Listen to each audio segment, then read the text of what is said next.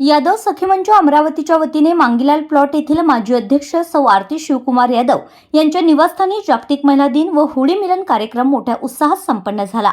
या कार्यक्रमात महिलांनी गीतसंगीताच्या तालावर थिरकून तसेच गुलाब व फुलांचा वर्षाव करून आपला आनंद द्विगुणित केलाय।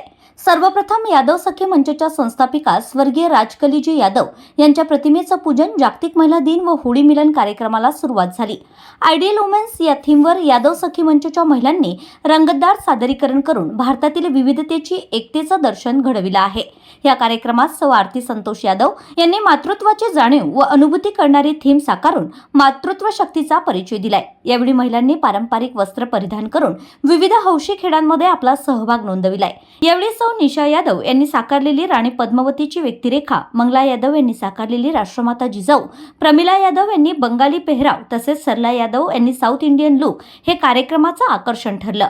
कार्यक्रमाला माजी अध्यक्ष सौ आरती शिवकुमार यादव, वर्तमान अध्यक्ष सौ माया राजेंद्र यादव, ममता यादव, कमल यादव, जया यादव, शीला यादव, ममता रामलाल यादव आदींसह यादव सखी मंच अमरावतीच्या पदाधिकारी व सभासद प्रामुख्याने उपस्थित होत्या। जागतिक महिला दिन आयोजित या कार्यक्रमातून नारी सन्मान व महिला शक्तीचा प्रत्यय घडून आलाय।